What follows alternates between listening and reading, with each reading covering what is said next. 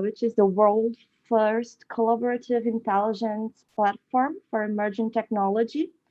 And I'm also an ambassador of Dimension Sciences, a nonprofit organization focused on providing scholarships and mentorship programs for Brazilian scientists abroad.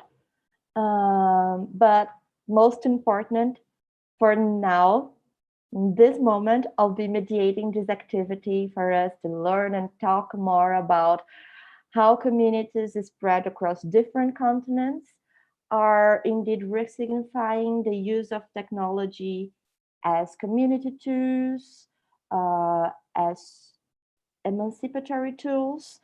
So I strongly believe that a space like this can ignite the spark to build on a new knowledge ecology, one that is capable of strengthen social ties and co-create more gentle futures for all. So that's my main wish for this roundtable. Feel free to interact with us. Uh,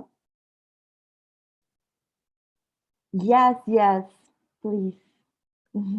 I think everyone who feel comfortable can open the webcams. I won't like to force anyone to do that, but please, if you feel comfortable to do that, I'm always think that I'm always a fan of that option, because otherwise sometimes I think I'm talking with uh, no one or a robot. So thank you. Well, are we all here? Okay. Perfect. So, well, I think it's important for us make a small reflection about the meaning of this event here today, of this summit, right? What does UNESCO means by futures literacy? Um, that was my first question. When what does future literacy means? The first time I heard that sounds so uh, weird for me, right? Um, but mainly UNESCO has been working with this idea that future literacy for years, and now is a new essential competence to navigate the 21st century. And it's a concept that express the need to move forward in reimagining the future, to reimagine the future strategically, right? To deal with events and unexpected events in a more empathic, inclusive, and a diverse way. Yet, I would like to start with a little provocation.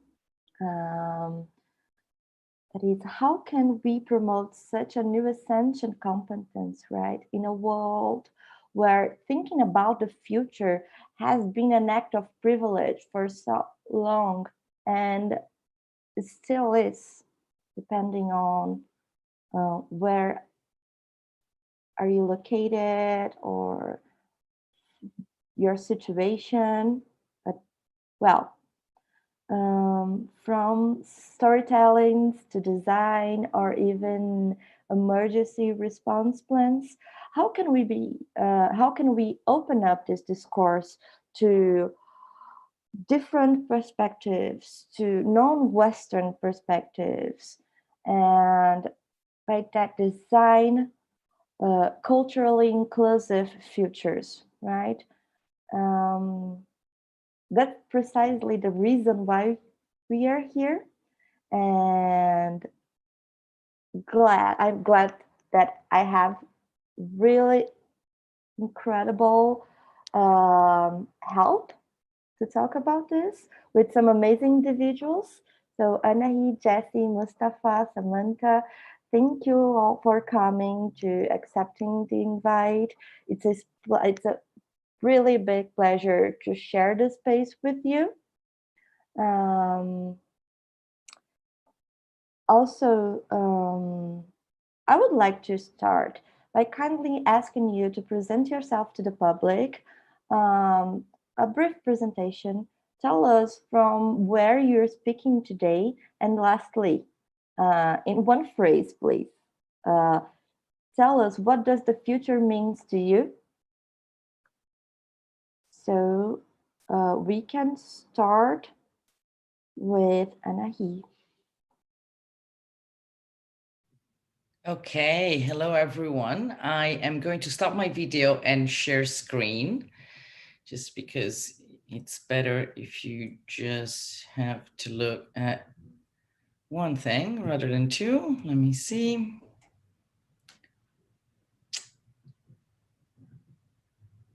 So, does this work? Do you see my presentation? Yes. Absolutely. Perfect. Fantastic. Okay, so I'm sorry, before you start, just give some advices to the public. Please feel free to comment or send your questions you might have in the chat box.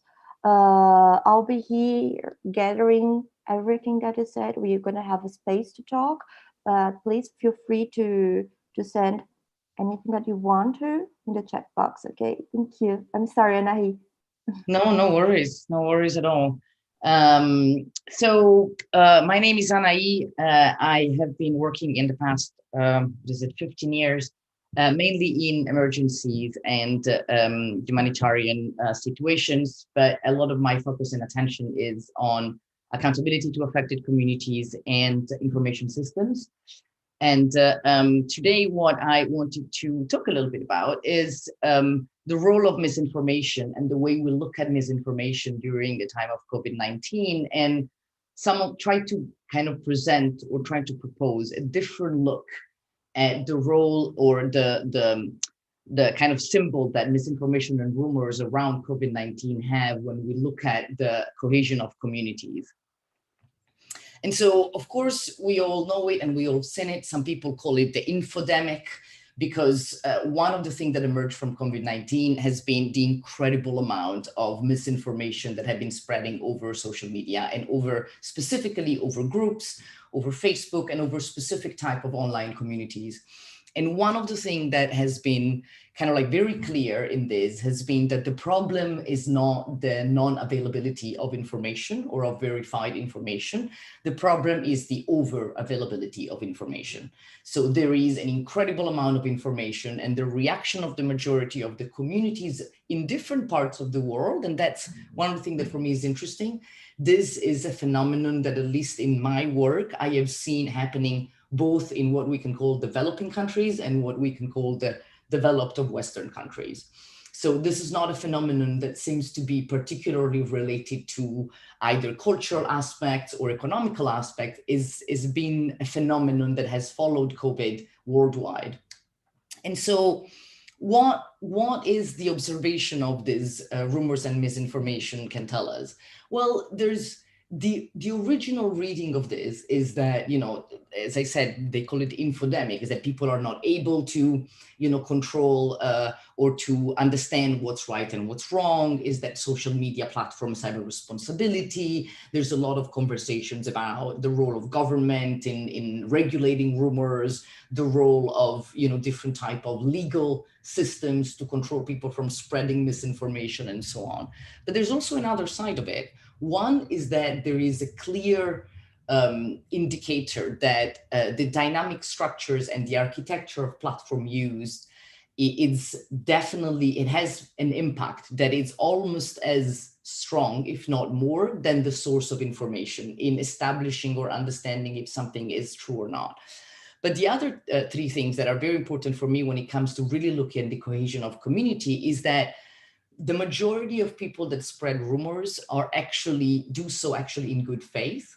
And I will show some examples of that. But the preliminary studies of the spread of misinformation over social media have actually highlighted that while the origin of misinformation may be most of the time intentional, the spreading of that misinformation is most of the time non-intentional, meaning people do that with the intention of helping others.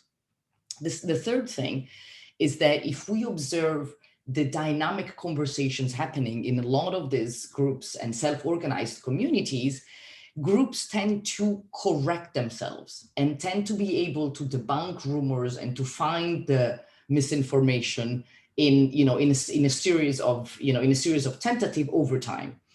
And the last one is that there is a strong indicator that communities are trying together to fill the gaps left by authorities and governments. And that to me is also very interesting when it comes to the dynamic of governance.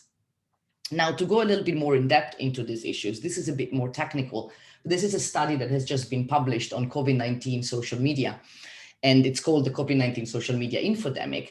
And what they look at specifically here, which to me is very interesting, is how the number of cumulative sources or posts or engagement that comes from questionable sources as opposed to the one that comes from reliable sources. Now, while we see that the trends are exactly the same for every platforms, the line is almost exactly the same, and so is the correlation in between the two.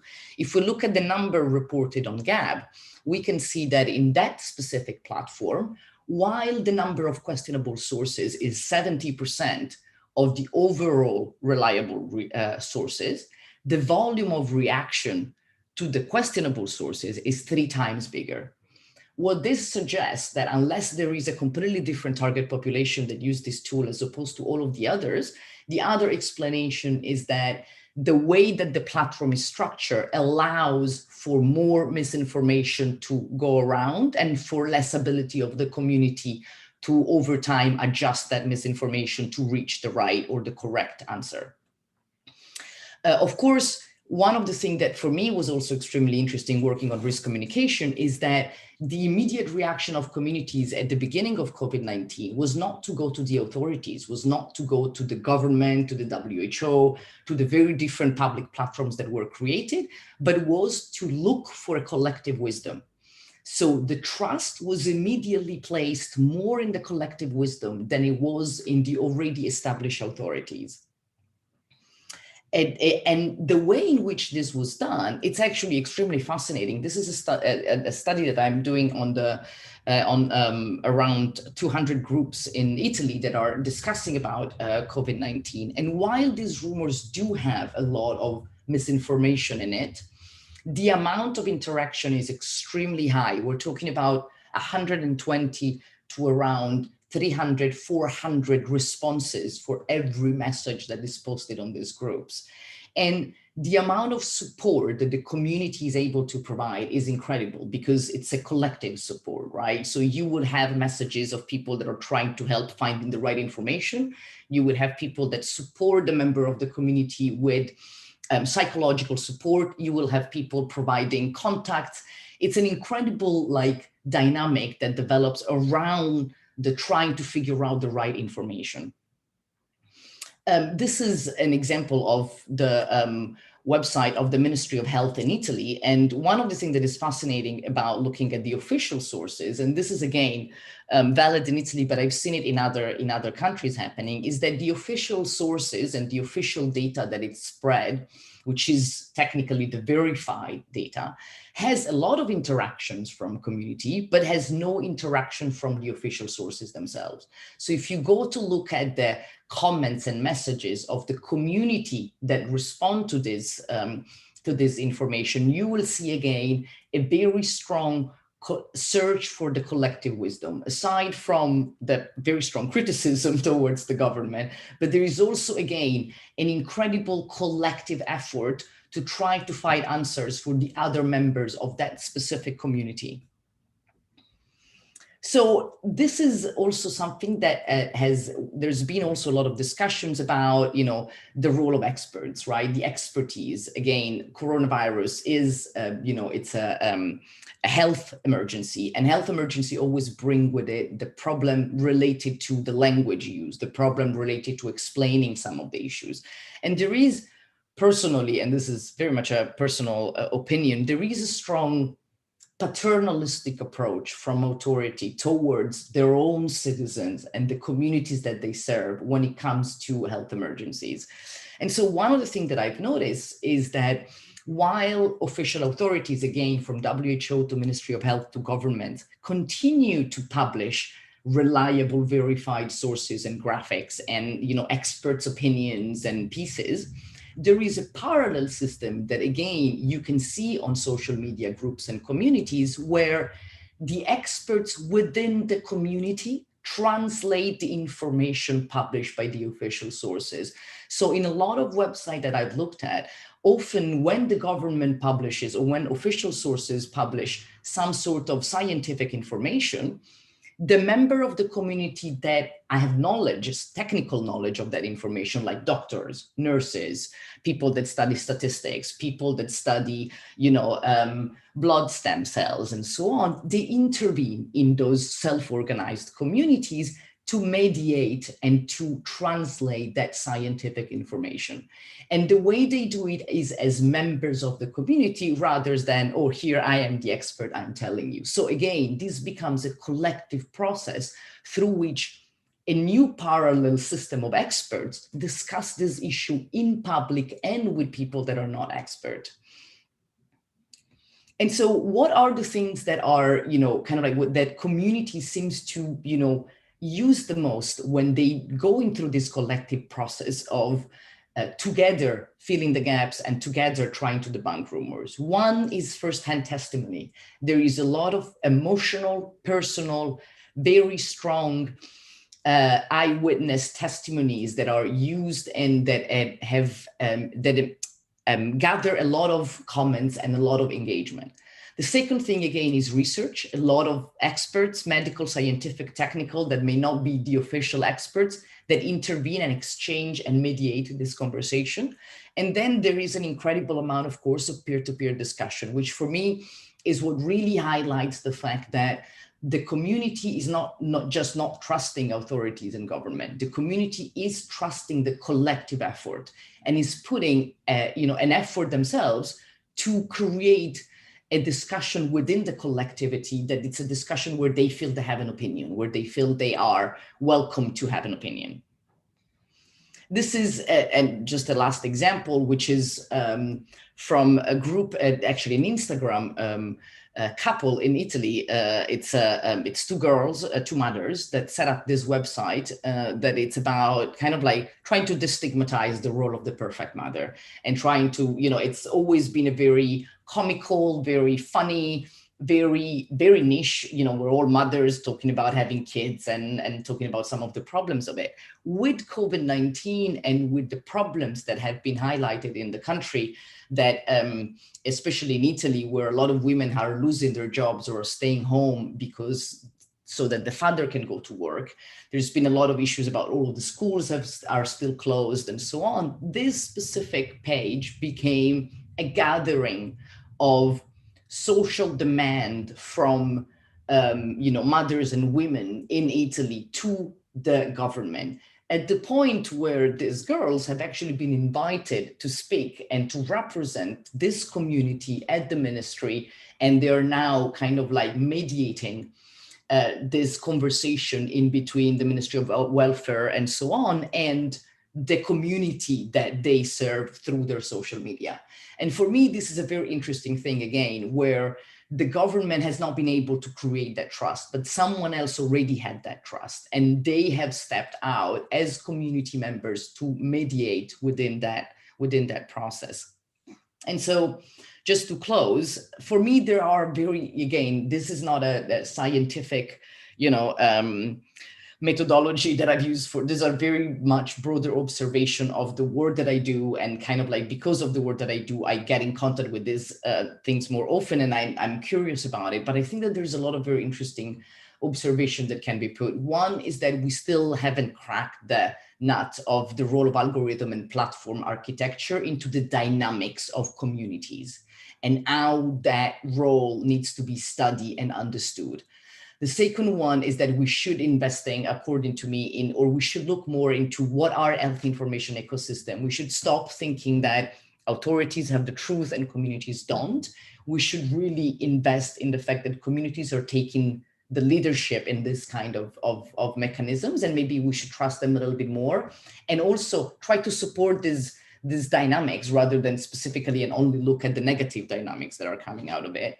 The other one is that for me, rumors and misinformation are also a symptom of the fact that communities are struggling to fill the gaps left by very patronizing, unengaging, and unclear risk communication strategies.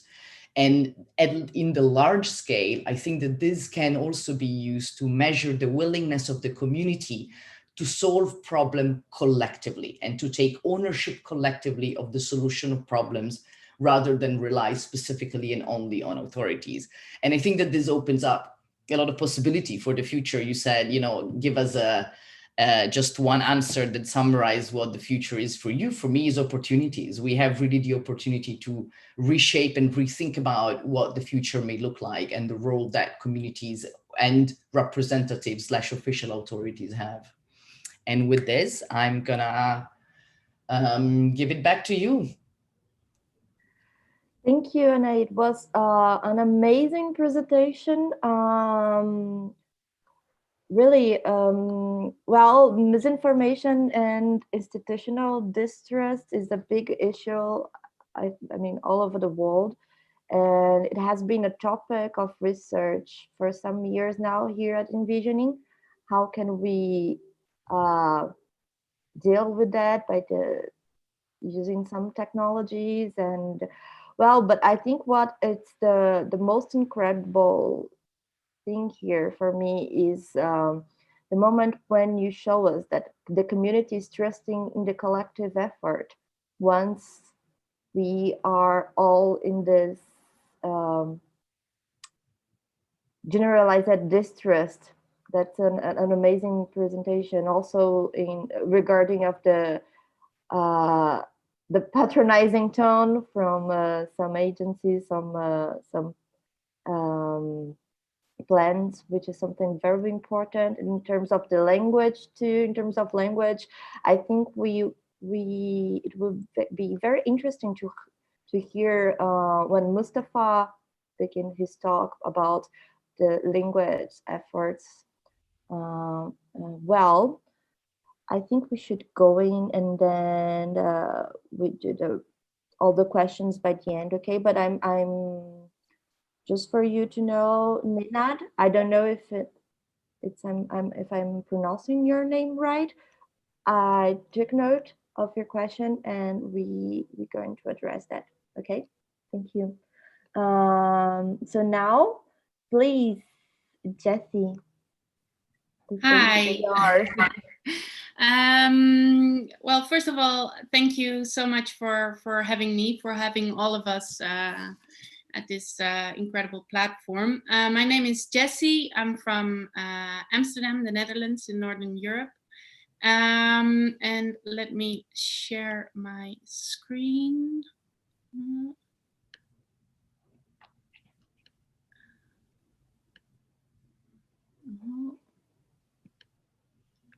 Can you see my screen? No. Not yet.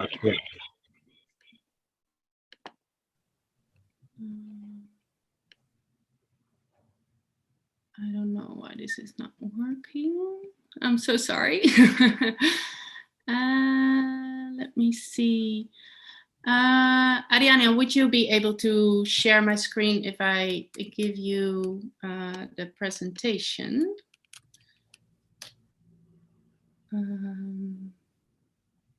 I've just sent my presentation in the comment section. Can you open that for me, please? Because somehow it does not allow me.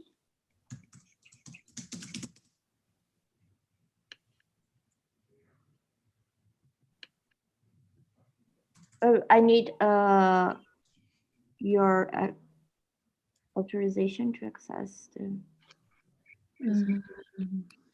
Okay, maybe someone else should go first, and then we can solve it by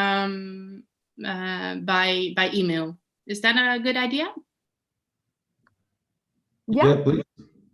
Okay. So, Mustafa, are you there? Can you hear us?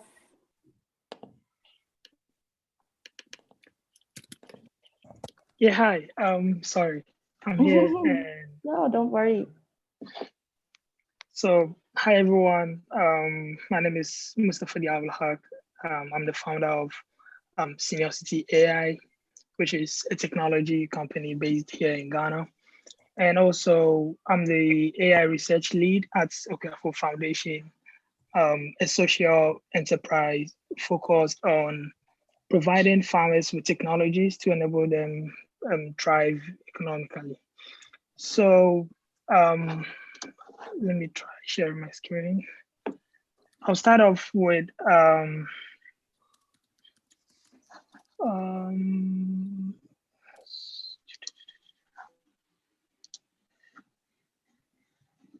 wow, moment.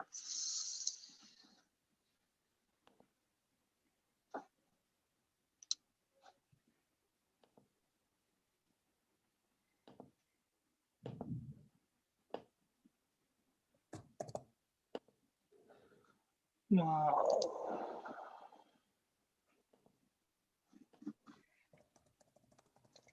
Okay, so to share my screen, I think I need to reopen Zoom. So maybe I'm sure I'll go off a bit and I'll be back right now. Is that Oh, okay? yes. Yes. Okay. Okay. Sure. Let's see if Jessie had sorted out her presentation. Yeah, it seems that somehow the Zoom settings don't allow me to share the screen, so I'll email you. Really? That's Jess, I just made you a co-host, so you had the option as a panelist before. I don't know exactly why. let me work. let me try Right it now. again. Let me see if I can do it now. No. I just gave you access to my presentation. yeah. I'm open the presentation here. Then I'll share my screen, and I hopefully it will work. Sorry, guys, for technical difficulties. No, that's live sessions. Don't know how people manage to present all live TV shows without. Okay, so I'll try to share my screen. Yes, hope thank it you. works. Then if you want to go to presenting mode, thank you. And I'll ask you. So yeah, hi, I'm Jessie. I'm from Amsterdam, and together with the Sinji Foundation, we just launched our nonprofit broadcaster called NaTV, a space for Indigenous peoples to share their stories and perspectives. I wanted to start with this image. I don't know if this rings any bells. It's an image from an exit poll from the recent United States presidential election. And what you see here is a turnout rate divided by race. And you see white, Latino, Black, Asian, and something else. Now, what I want to ask you to start with is, how would you like to be stripped of your human status and be called something else, especially on your birth ground? Please go to the next slide. So I want to talk a little bit today with you about the role social media plays in decolonizing storytelling and the importance of that. Next slide, please. Well, first of all, can you go to the next slide, please? Oops.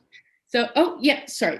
First of all, why is the indigenous perspective so important for indigenous people, but for the whole world actually? Well, I can best describe that to you with two quotes from indigenous people themselves, people we work with.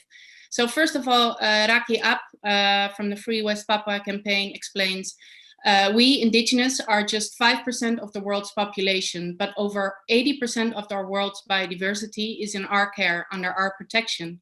The most effective climate action is to protect the protectors. And as my dear colleague, Yoram Kavanaugh explains, if we want to create a better world, if we want to create social change, it's not about going back in time and live as our ancestors did. It is about being here right now, using all the modern technology and all the knowledge, but connected with these ancient caretaker values, connected with indigenous knowledge, and with that build a real future for our Mokapuna, our grandchildren, and future generations. So the indigenous perspective is fundamentally different to that of Western media, of mainstream media, because these dominant cultures come from a tradition of capitalistic and colonizing systems. And these colonizing systems, they fare on structures of separation, of detachment. One thing is superior and another thing is inferior. There's a separation that is based in that. The indigenous perspective comes from a point of connection.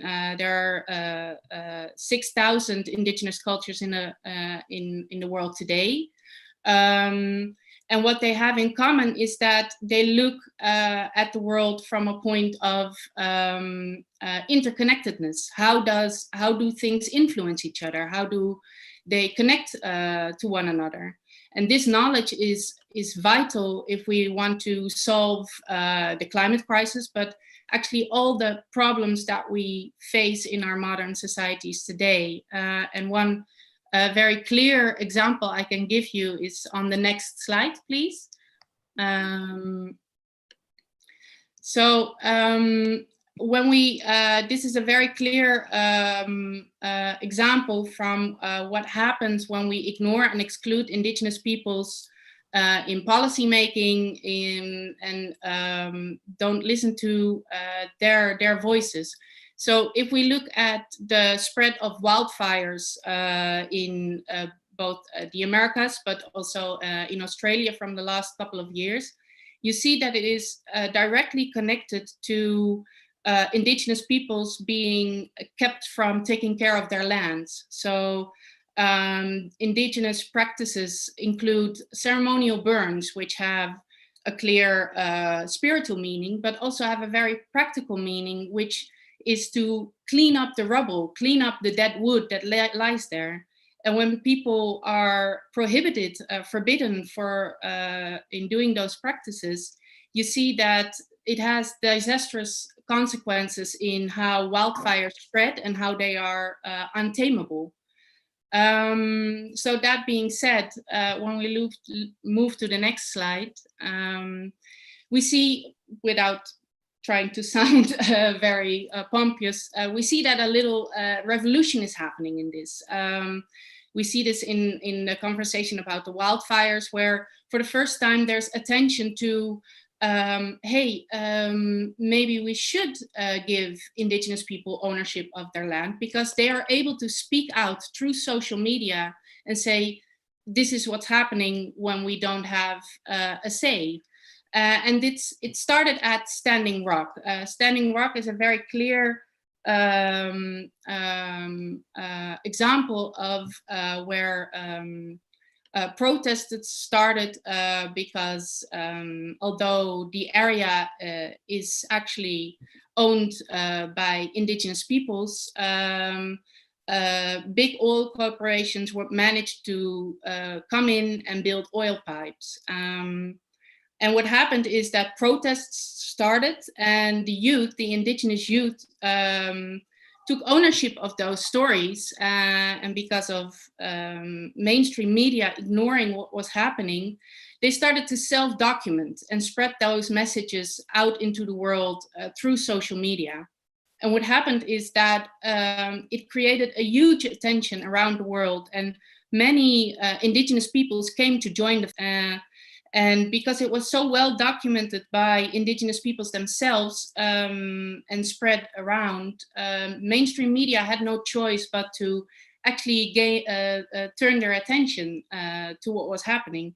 And this helped enormously in the people of Standing Rock making their case and stopping this from happening.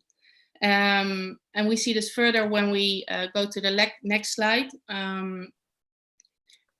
So the phenomenon of an indigenous TikTok is huge. It's became an incredible movement where young indigenous people themselves took ownership of their stories and spread their worries, their lives, their cultures, spread it around the world with millions and millions of people taking notice. So campaigns about missing and murdered indigenous women and girls gained attention. What was happening on Native American reserves in regard to the corona crisis gained a lot of attention. And the first image you see here of James Jones, who gained millions and millions of followers and now is actually on a large billboard in the middle of Toronto, which without social media would not have been possible. And if we go to the next slide, one case that is very dear to me, oh, sorry, one back, is the case of the Free West Papua campaign. This is a piece of history that largely involves the Netherlands, the UN. West Papua was a former Dutch colony, which instead of getting the freedom that they were promised, was actually sold out and now has a new colonizing power with big mining corporations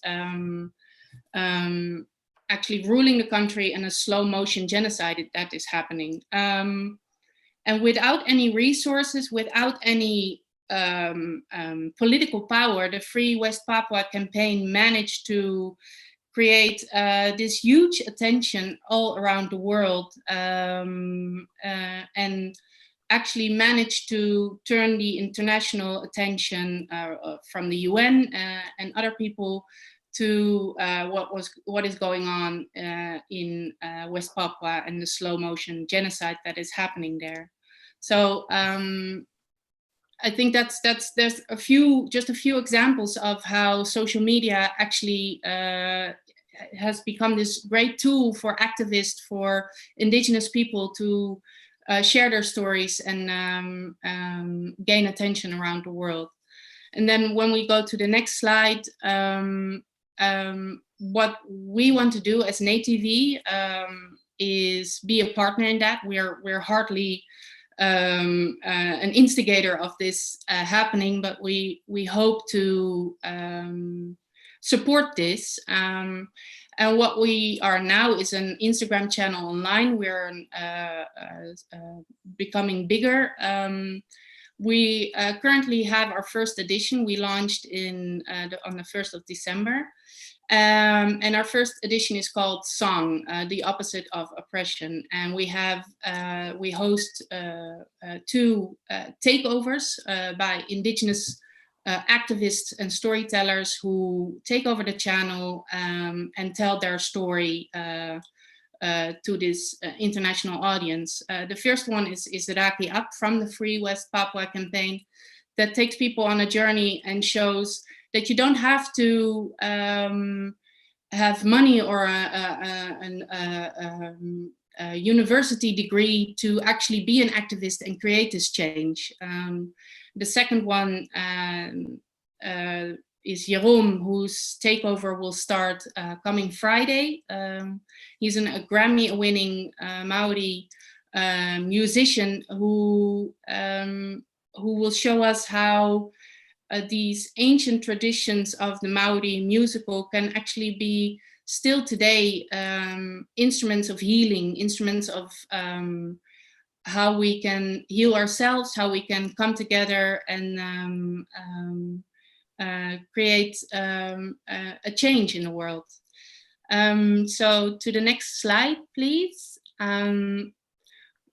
What we hope to do as NATV, what we want to enforce is that it's our opinion that Indigenous peoples themselves should have ownership over their narratives, ownership over control over their stories. I think there's a incredible history of documentation through a sort of wide Western lens with documentary filmmakers and photographers, which raises a lot of question on permission and on what kind of stories there are told about people. What we want to do is create a financially stable platform which actually pays Indigenous creators for the important work they do, so that it's both supported in many ways. The first and last questions we asked in our collaboration with our guest editors is how can we best support you and your work? So we do that in the sort of on the backside of it when we work together with guest editors. And we ask them, so how do you want to tell your story and how can we help you do that? But we also do that on our channel where we ask them, so how can the audience actually support you and your work and add to that, help you create the change? And of course, our main objective is to create an international audience and reach, connect and engage mainstream media and policymakers in order to help generate the exposure these stories deserve and create the positive change through that Indigenous lens, because that's the objective, of course. So to the next slide, I would like to thank you for this time to express what we want to do and what we think is important. I hope you take notice of Indigenous storytellers and creators and the perspective that they are sharing with us, the knowledge that they are sharing with us. Thank you so much.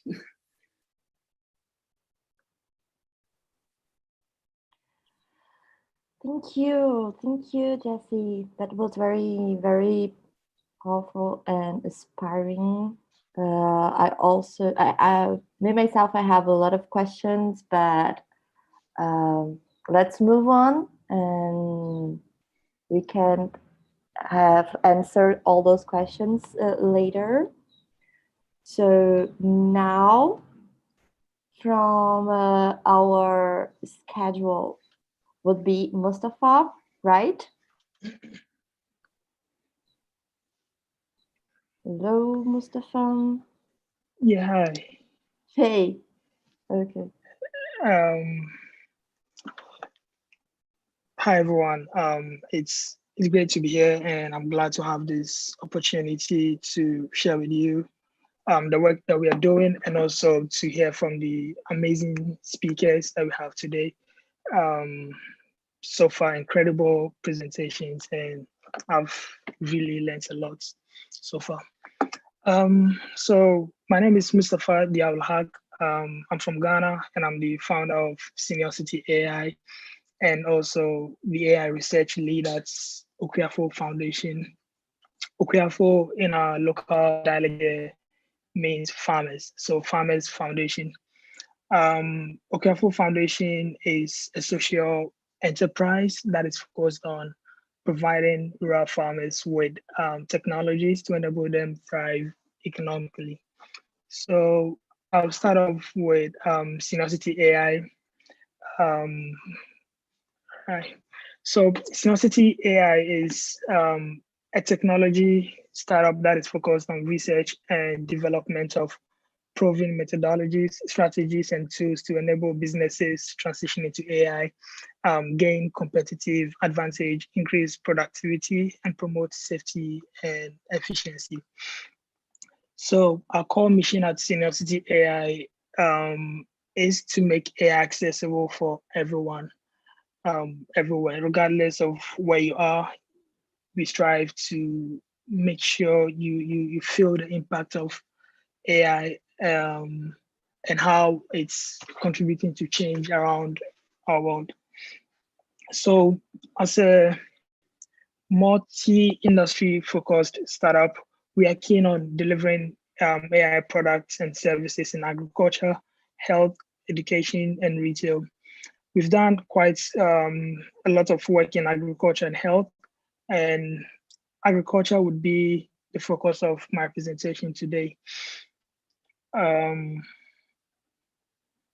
In health, we're also working on intelligent medical imaging platforms to aid radiology, as the number of radiologists in Ghana here is incredibly low, and a lot of people don't have access to radiology services. And also in education, we've developed a curriculum in partnership with Ghana Code Club, where I serve as a content creator and also a tutor. A code instructor, teach kids the fundamentals of computer science. So we've developed this AI curriculum to teach the fundamentals of AI and machine learning to these young kids all over the country, focusing on interesting topics in computer vision, such as facial recognition, object detection, and emotion recognition, as well as making them aware of the bias in AI and some ethical issues with regards to the implementation of AI systems. In retail also, we are exploring some augmented reality technologies and how they can enhance the shopping experience for the average Ghanaian consumer. So in agriculture, we have Okafor Foundation, just like I mentioned earlier, which is a social enterprise driving innovations for farmers to thrive economically. So one of the main problems we identified is that farmers have a lot of problems with pest infestations. They are not able to detect pest infestations early on. And when they detect the pest infestations, it would be too late for them to take action, thereby causing a lot of damage to their crops. So our core mission at Okafor Foundation is to drive AI for social good by empowering rural farmers with AI solutions. So here's the problem. Farmers in remote communities lack access to knowledge on sustainable farming practices, right? The farmers are used to conventional farming methods, which pose a lot of danger to the environment, as well as the crops they produce, which makes them sometimes they end up poisoning their food, their crops based on the farming practices that they are used to, and in an attempt to fight pests invasion on their farms.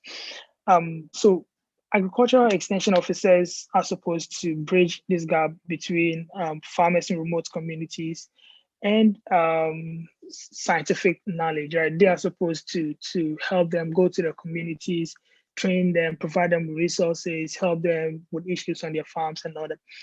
But here is the case also due to poor infrastructure and a whole lot of problems. The agri extension officers are not able to execute their duties very well. So farmers, a lot of the times, tell us the agri extension officers are not reliable at all. Due to this, we felt a sense of we felt there was the need for us to have something, a solution that can almost do exactly what the extension officers are supposed to do in real time. So especially with pest infestations and control measures. So we came up with the Okafu AI application, which is an AI-powered app that is trained on over 100,000 images to predict and detect the, pest infestations in crops in real time with or without internet connectivity. And some of the key features of this app is that, so, okay, let me give a brief background story. Most times when we approach people and we tell them, okay, so this is our solution, the main thing that comes to mind is you're talking about farmers in rural communities. How do they have, how are they going to be able to interact with such a solution? Because the moment you talk about Okafu AI app being an AI-powered app to detect diseases, it comes with a whole lot of complex issues, right? But what we've done is, due to the low literacy rate in these communities, we designed the apps with, from the ground up, having the rural farmers in mind. So what we've done is the app is made up of just colors and numbers. I'll show a picture later in my presentation. Just colors and numbers, and farmers are able to interact with it very well, even though they don't have any, even though their literacy rate is very low. So whether you have, you're illiterate or illiterate, you still can work with the app 100%. So another key feature is the app works with or without internet connectivity. The main functions of the app work without internet connectivity. That is, you're able to scan a crop to detect, to tell what disease it is and how to approach, how to tackle the pest sustainably. That is the core part, and that works without internet connectivity. But there are other add-ons that in places where there are internet connectivity, users can experience that as well. And also, in order to relay our message on sustainable agriculture, we develop 3D animations explaining. So just like a human would do, the extension officer would do, go to the farm, see what is going on, try to look at the crops and give any remarks. We do that as well using 3D animations to teach the farmers how to control the pest infestations sustainably. Okay, so here's it, not very detailed, but as you can see, the app is just colors and numbers.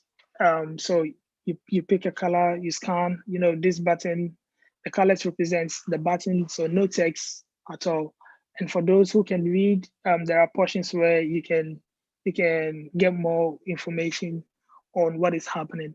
But basically, you can go through the entire process, even if you are not able to read. And the 3D animations come with a voiceover that is made in their local dialect, right? So instead of it being in English standard, we made it in local dialect as well. So after the diagnosis, when you go to the control measures, you get the control measures in your local dialects. So they really understand that and they're able to work around that very well.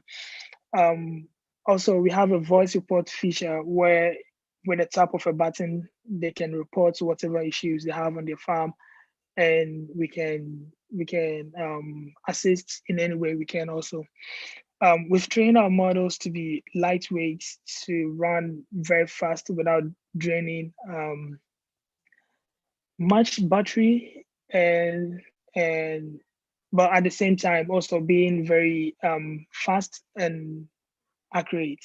So we have an average accuracy of 93.3%, which is really good when it comes to detecting infestations early enough to take actions.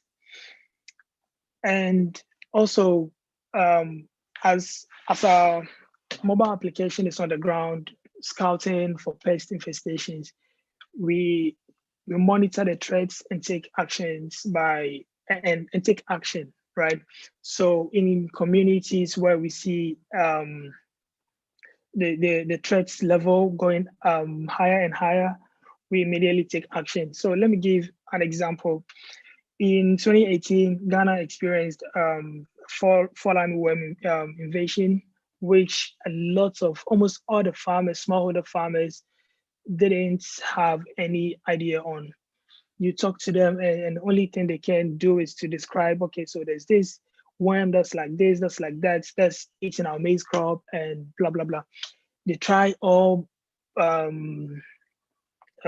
control measures, their traditional control measures that they are used to, and the fall armyworm is refusing to die, right? They try several methods, but they are not able to control it.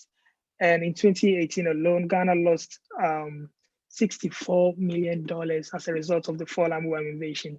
So with such a system in place, with the work that we're doing, we are constantly monitoring, and where we detect threats, where we can handle it on our own, we do that. We mitigate the threats before it turns into it goes out of hand. And we work with local governments also to do most of our work. So most of the time, if we have a threat that is, which we've not, because we detected the threat very early on, so we're able to take action on our own. But in cases where we would have the threats bigger than us, bigger than what we imagine, then we bring in the government to support us and help us to mitigate the threats very well. So I think, yeah, that's it. If you have any questions for me, I'd be glad to answer. Thank you.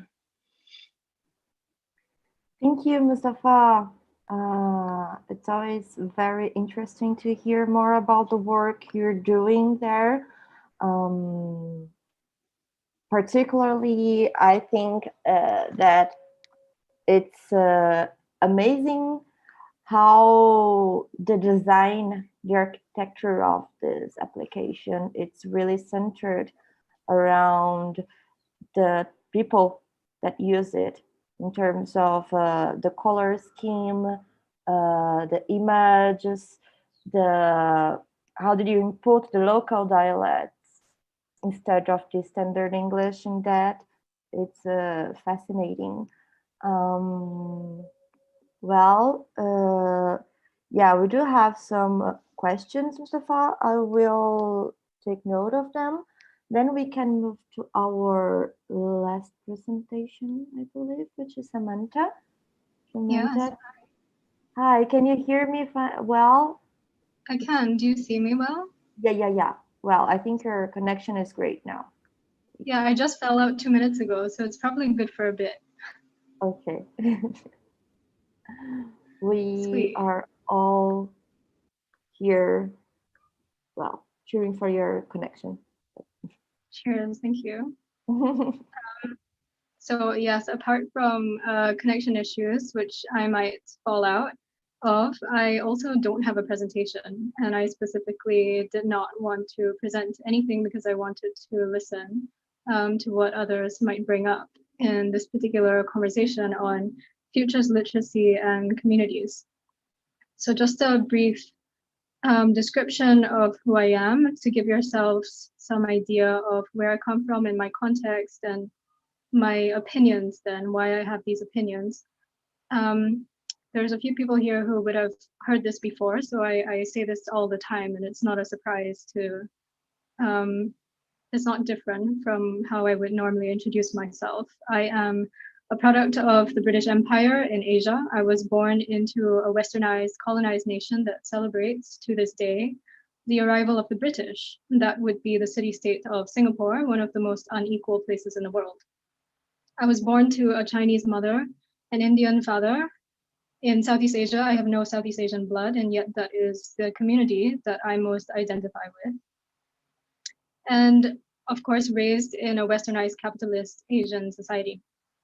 I then studied, worked, and lived for over a decade in Northern Europe. I consider myself an orphan and a nomad.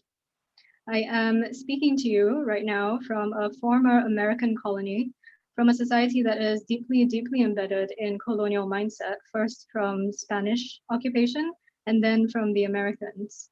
With the arrival of the Spanish to Manila in 1571, humanity brought into being a new type of city, the global city.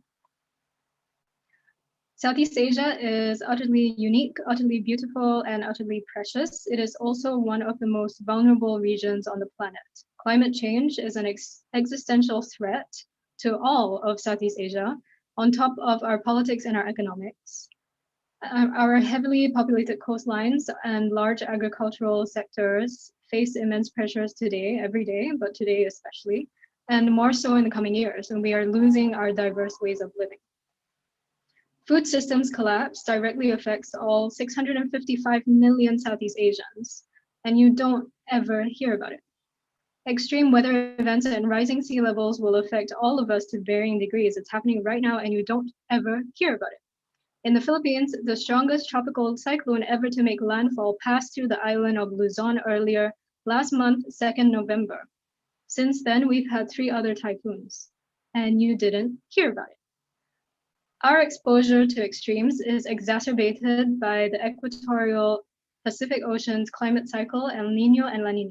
Soon, many of us will be forced to relocate or migrate. This is futures literacy. For some, it's as simple as using the air conditioning more often. For many others, it's life and death. It's happening right now here to me, to my friends. Climate change imposes 3 major threats on Southeast Asians: food security, heat stress, and forced migration. And it's not just Southeast Asia. We are experiencing late-stage capitalism where most people my age have little to no economic power compared to those of previous generations when they were our age. Like many millennials and Gen Zs, I don't agree with our dominant model of civilization. Like most in my generation, I am lost. So this is my context.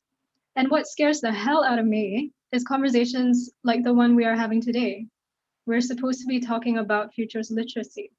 This conversation is held within a summit on futures literacy. And the topic of conversation is communities. I didn't realize we were here to talk about social media. Futures literacy, in my opinion, is how to read, talk, and educate ourselves about the future that's coming for us and our ability to understand what that means. All I've heard so far, sadly, is talking about the present while looking at the past. There is a whole point here about surface branding and a lack of authenticity or maybe knowledge, and I wouldn't really like to go into that right now. I understand I'm being very critical, and that is so because of the context I come from. And I'd like to talk about what is really important. So here are some resources that hopefully help you understand what futures literacy mean to me in the sense of what future we're going to be dealing with on this planet. I'm guessing many people here have not heard of a paper called Deep Adaptation, written by an amazing white man in the global north who is slowly working on decolonizing himself. That's just my impression. I don't know him well. The biggest reason for the rise of communities, which you'll see a lot as well in the piece on human cultural evolution, the biggest reason, in my opinion, especially in 2020, of the rise of communities is the battering of the narrow human ego. In my opinion, what is behind this, the battering of the narrow human ego, is the collective realization that the systems we've been taught to rely upon are actually not reliable, duh. And the push, as always, has come from nature. COVID is a symptom of environmental collapse, which itself is a function of civilizational collapse, which itself is down to human cultural evolution. One species has, over a period of 70 years, engaged in activity that is causing the 6th mass extinction in the fastest possible period of time. We always have to be number 1, right? Environmental collapse is behind all of these things. Let's not trick ourselves into believing that electronic technological advancement is the driver of communities forming when it's simply a symptom. Our worldviews are simply not radical enough, and we can only look to the future of cultural evolution that will help us survive civilizational collapse with some of our dignity intact. This is to say, some communities are relevant for the future, meaning that they are sites of human cultural evolution, and some communities are not, i.e., they are producing knowledge or wisdom, whatever they want to call it, not relevant for future environmental scenarios, which dictate our life on this planet. The only communities that are relevant in the future are those that are trying to learn how to unlearn the civilization of separation that has thrived through appealing to and empowering, in fact, the narrow human ego. Some communities are trying to innovate to figure this out as soon as possible, and some are not. I share these resources for you to form your own opinions about me and about everyone else in this area. Nanad, I want to thank you for being here, and maybe you'd like to add to this small list. You know a lot of amazing YouTube videos, so I would ask if you can help with that. That would be awesome. I highly recommend following June Hawley to learn more about how communities work, how networks work. It's really clear that today we're not ready to have any of these conversations at all. So that's where I have to end it. Thank you. Thank you, Samantha. It was very powerful indeed, and also for all those resources that you share with us. I will gladly put them also in our description of the YouTube page for, well, with other references that people are sharing with us. I think that it's an incredible talk. Well, from now on, I don't know if we could start addressing some questions for Samantha, some talkings with Samantha now, or should I go back to all our questions? Personally, I think it's I thank you for this critical viewing and speaking and sharing with us those thoughts you have. This is something very, very important, and we always need to be constantly critic towards what any types of events that are supposedly wanted to speak by or with or about populations, people spread into the world, and I'm very empathetic with the situation. With all this, all that you bring to us, I think that's something very important. And in terms of the impact of being in a colonized country, a colonized culture, in which knowledges were constantly suppressed, and now we have a proper space to talk about it. One of this, which I think it's maybe somewhere to spark this like to ignite this conversation to move forward. So let me see here in our chat if we have a specific question for you. Okay, I did some notes here. I think the first, which it's maybe very interesting now after your talk, is from Ninad. Ninad, I don't know if I'm saying right your name. I'm sorry. Ninad, do you want to tell us, or should I read? What? Feel free to open your mic if you want to. So I am actually today first time hearing about futures literacy, and of course I can Google it, and I found some interesting resources. One of those written by Rio. So I was just wondering, is futures literacy strong on being collapse aware.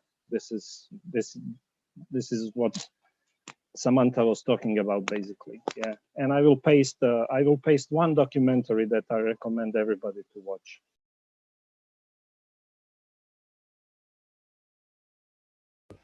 I could potentially address that. And thank you very much. Thank you, Samantha. I didn't hear all of the session so far. I'm just, as you might imagine, bouncing around the summit a little bit since trying to engage with all the different players. But I was very glad to hear the discussion here.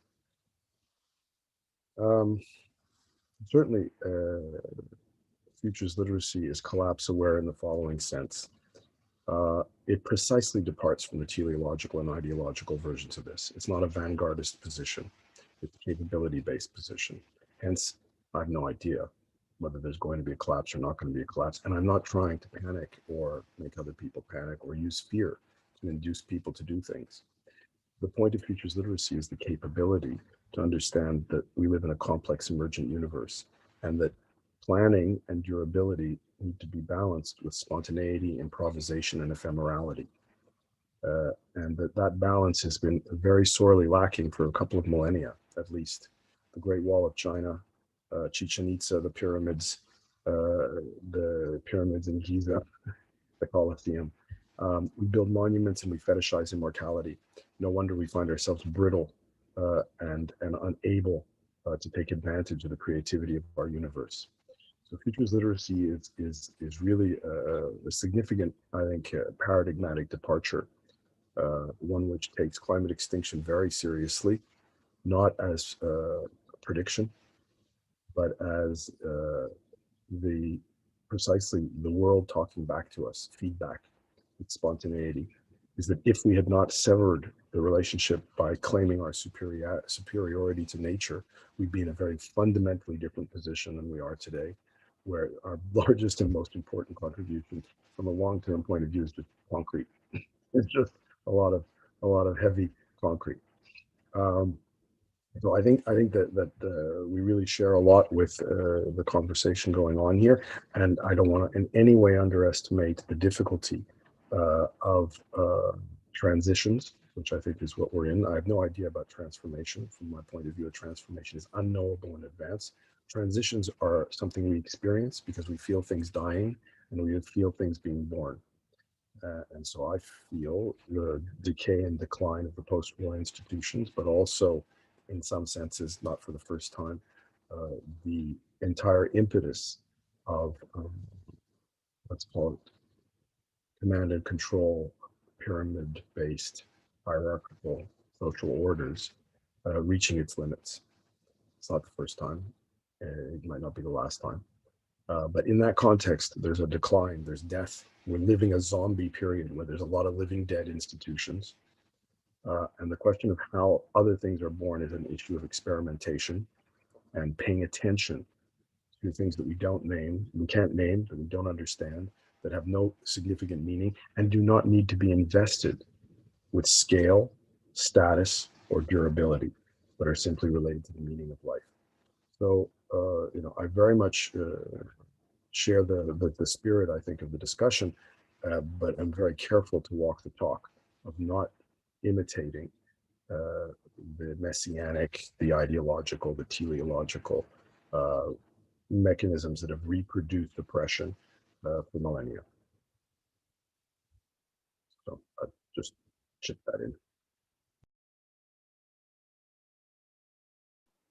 Perfect. That's a very interesting thing, really. And I'm glad that you are.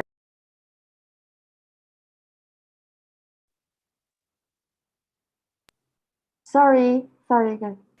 I'm glad that you are here to address this question because I can talk about my opinion regarding futures literacy, but I can talk on behalf of many others that are actually engaged with this concept and with this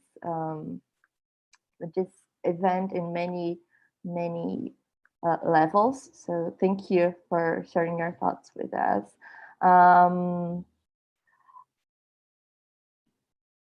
we can move forward to questions. I saw that many of them, the participants already addressed it on chat.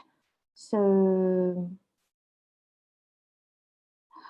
this is a question from Manny to Jesse. I'm not sure if you have addressed them, Jesse, about the ramifications of making indigenous individuals social media. No, I don't know if I really got into that. I'm interested to hear what other people think about that. I think that these kind of things, well, what is important to address is that, of course, social medias are these amazing tools for people to speak out, but social media is still very much part of that colonizing system. And there's a lot of that's happening that, so there's a clear backlash that we see, people that are getting harassed, but there's also a lot of shadow banning happening that we don't really see. So accounts that actually start to have an influence and address things that are important for us to know, that are getting shadow banned by social media themselves, so that their influence in the world is sort of tightened and reduced. So I do think that in the way we see this is that there's a lot that needs to happen before we can actually make that change, because we can speak up and the awareness might grow, but if these powers still continue to be that power, then how much change can actually happen? So that's my thoughts on that. I don't know if that's clear enough. Yeah, I don't think it's one entity or one person or corporation, but it's the whole structure of which we live in, where the division of power is very clear. And I think that's what Samantha is talking about too, is that we can start to speak up, but then how much is actually heard? I think that's the most important question that we should ask ourselves. I don't know if that's clear enough or touches it enough. Yeah, I believe we don't have any answers here for all those questions, and even it's not our goal here to really produce any answers. Is well, it's a much needed debate that we are in the middle. So I think that's our main point here, right? So moving to our questions, Mustafa, we have some questions here for you from Alan and from Mani. Do you want to speak up on the mic, or should I read your questions you send? Yeah, I can speak up. I'm Alan from Cape Town. Mustafa, I find your project very interesting, and I think it's quite a great angle to use technology to actually help rural communities and rural individuals. I don't know what the technology accessibility looks like in Ghana. I know that in South Africa, even in Cape Town itself, there's a huge disparity between, people that are basically living a couple of kilometers away from each other within this urban setting, where, you go to one portion of the city where there's one family that's sharing not even a smartphone, and then you go to other areas where people have multiple smartphones. So with such a technology dependent system, I just wonder, what are the implications of that in your Ghanaian setting? Hi, Alan. I think it's close to the situation here in Ghana is close to what you're saying. Not a lot of people, the smartphone penetration rate is very low, not a lot of communities have access to internet and smartphones in general. So what we do mostly is we have these community-based, the farmers are mostly in community organizations, right? They form groups, farmer groups. So we work directly with these farmer groups, and from the grants and funds that we get, we're able to supply smartphones, right? So one smartphone can serve, because it's a farming community, almost everyone there farms. So you get a lot of farmers living in the same location. So when we get them in groups like that and support them with one smartphone, it's amazing how just one smartphone can serve quite a number of farmers living in that community. And with internet, because about 90% of the activities on a mobile app doesn't require internet connectivity, they are able to use it very well, unless cases where they have some sort of internet connectivity, and then they can use the other features like the voice reporting on there. Yeah. That's very interesting. So you're actually providing technology for these farming communities. You're actually giving them smartphones. Is that essentially what you're doing? Yes, please. Yeah. Okay. And yeah, not all awesome. communities, because some actually do have smartphones, but they are very low. So most cases, we provide them with technology. Yeah, that's amazing. Thank you. You're welcome. Mustafa, just you have any where is it? Other question for you that I saw here? Yeah, there was one from me. Yeah, please go I on. really enjoyed your talk. I'm going to reframe my question a little bit. What I'm going to say is, well, I asked originally about the cultural challenges you faced. What I'm going to ask you this time is, if you weren't local to that culture, if you didn't grow up with it and you didn't understand it, if you were, say, an external force coming in, what cultural difficulties would you have faced? Obviously, you understand the lay of the land, but as an external operator, what would that person have faced, or that group have faced, trying to achieve the same thing you're trying to achieve? I think the first would be the language barrier, right? Because most communities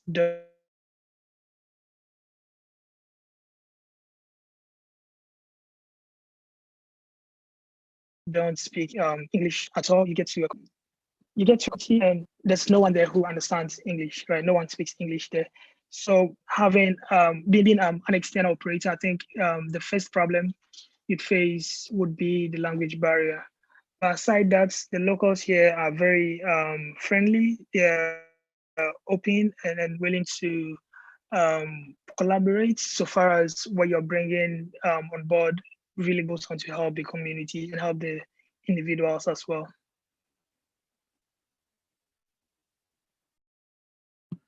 Thank you, Mustafa. You're welcome. Mustafa, how many languages you work with on your tool? So we have 5 languages currently, and those are major languages spoken all over Ghana. And yeah, we have Hausa, we have Ewe, we have the Asante Twi, we have Dagbani, and then English.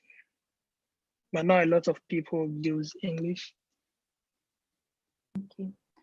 Mani, you also elaborate on a very good question for Samantha, which I think might be very interesting to talk about it. Regarding breaking, expanding the ego in mass wider communities. Samantha, I saw that you addressed this question in the chat, but maybe it would be like a good discussion to have. What do you think about that? Yeah, absolutely, Samantha. I'm going to ask you again. Hi, that was really powerful. Thank you so much for that. A lot of food for thought there. So you mentioned the challenges, and in reference to some of the other presentations or what had come before you, it was I felt like it was kind of you kind of reduced it down to just little symptoms is I think the word. But what I'm wondering is, in terms of like actual solutions, I completely agree with you. The problem that it's basically the human ego and not being able to take on an understanding and empathy towards others and towards the planet and where we're supposed to be. But in terms of solutions, as a collective force, how can you? So, what suggestions do you have in order to kind of create that environment without like having to impose it on people? Because we all know like people won't take to that. But as a collective framework that kind of everyone can go through in order to get to that level of self-awareness and like ego death. I love that phrase, ego death. I'm gonna steal it from now if that's okay. So like I answered the most effective way that I see this happening. So what is the most effective way for masses, entire masses of the human population to ego die? Nature is handling that. Like we just need to let that take its course. I don't think we need to step in here, right? Nature's handling that. In terms of, let's say, your local context, in terms of answering this question of what can an individual do, I think there's a lot. It's not that hard, in my opinion, to seek out communities who are trying to get together to talk about this confusion that they feel. And some of those communities are ready to talk about ego death, and some of them are not. So for you personally, or for anyone individual personally, to go reach out and find these communities, that's where I talk about the symptom, right? Technology is simply an enabler. It's like taking a train to get to Zagreb.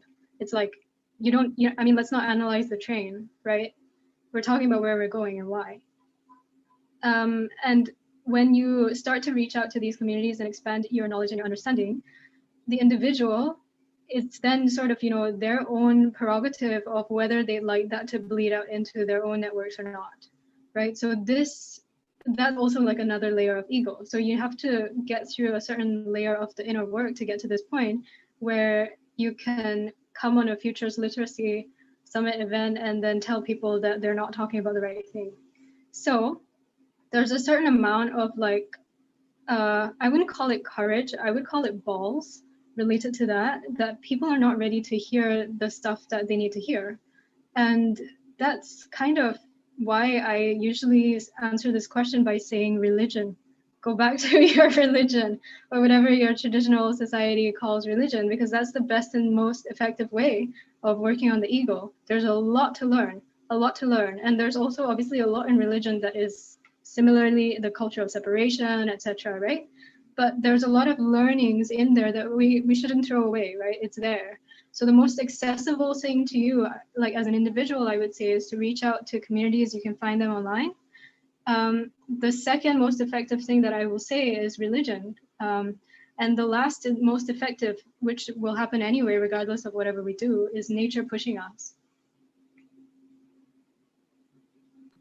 Yeah, that's interesting. I do wonder about places like India or Central Asia or countries that have strong like traditional religious roots with like Sufi mystics or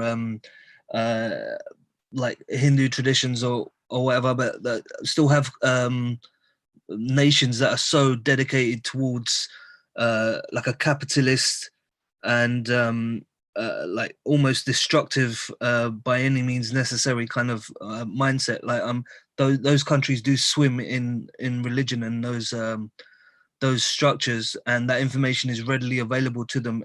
But we know the human condition is that it's always going to veer towards ego. That is literally the problem that we're like all of the world's problems that we face that are human related are based on the ego, right?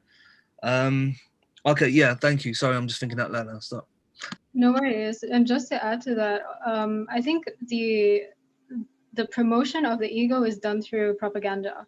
So this is very clear from the sort of, from the beginning of the relationship between church and state, especially in Europe.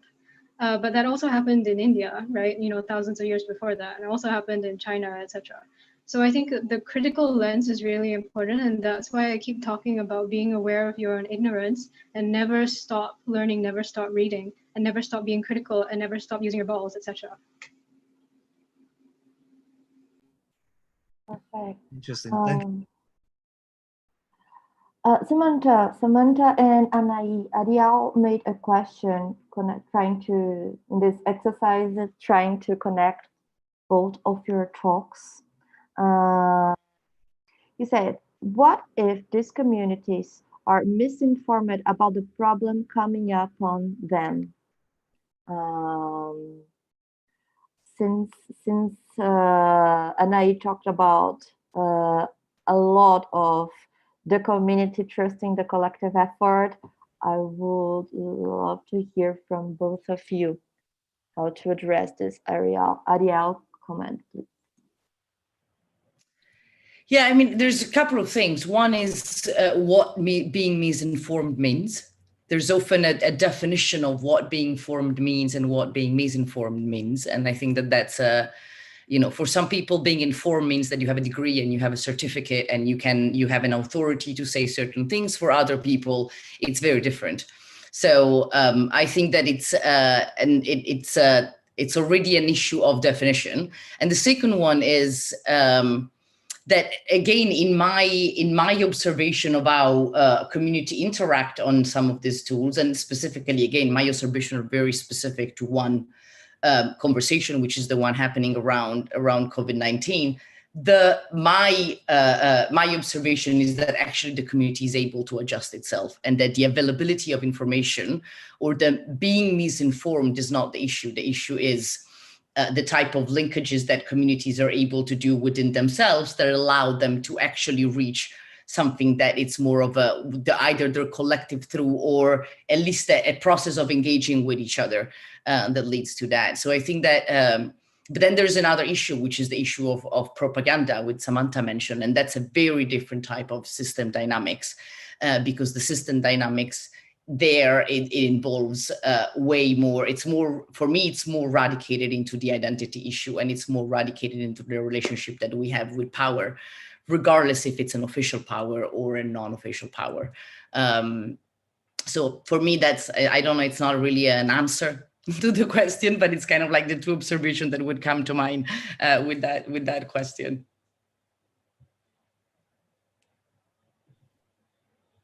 Thank you. Samantha, would you like to add something to this? Yeah, just to add, my internet is terrible, so I just responded in the chat, which is that I agree, and I have said already, the answer for me is the fact that whatever doesn't work isn't going to work, and we're not going to see it in the future, so it's just going to die.